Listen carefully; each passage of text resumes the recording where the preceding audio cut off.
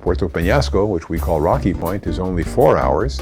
And it's not the Pacific Ocean, it's the Sea of Cortez. That means the water is calmer, cleaner, and warmer.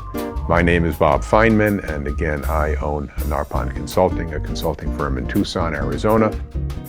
Gray Line was started in Nogales, Arizona by the Morgan family, I believe over 100 years ago, as a freight business. They are still there in the freight business, dealing with a lot of international commerce, taking goods back and forth between Mexico and the United States.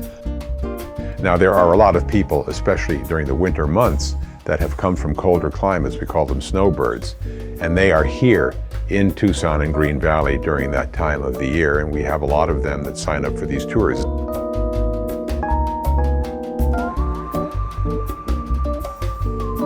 Rocky Point, Puerto Peñasco, is the closest beach we have. We do the perfect trip. I mean, all you have to do is get on the bus and sit there and enjoy the scenery, and you're there.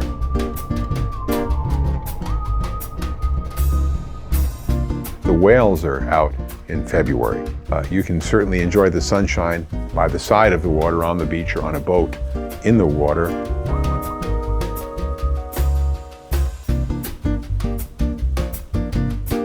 Looking at whales, looking at dolphins, looking at sea lions. There's the Pinacate, the volcano craters, and the preserve that is in the desert of Sonora.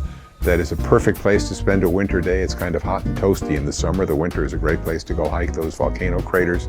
There are the oyster farms. Rocky Point, we find, is a community that offers 12 months a year of fun.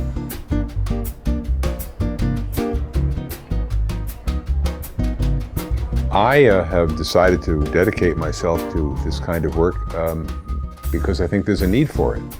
We're next door neighbors, Mexico and the United States. There are many businesses on both sides of the border that find a need to attract people from the other side of the border.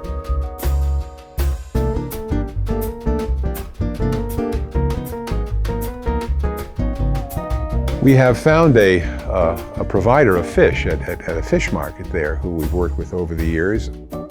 The passengers take a look at all of the fish that are on display, and they ask questions about what kind of fish is that, what is the cost. They order the fish there that day. I'm there with a notebook taking notes that Juan has ordered 2 kilos of shrimp and 3 kilos of flounder. The next day, 30 minutes before our departure, the vendor shows up at the Peñasco del Sol front door with all of the orders pre-bagged and a truckload full of ice.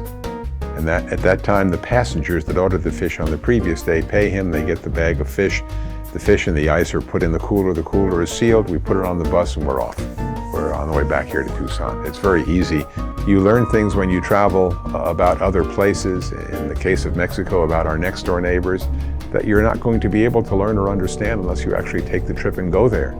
And that goes for any other place you care to visit. I think it just expands your horizons, and perhaps it makes you more understanding about certain things that may be in the press that you've been able to experience firsthand.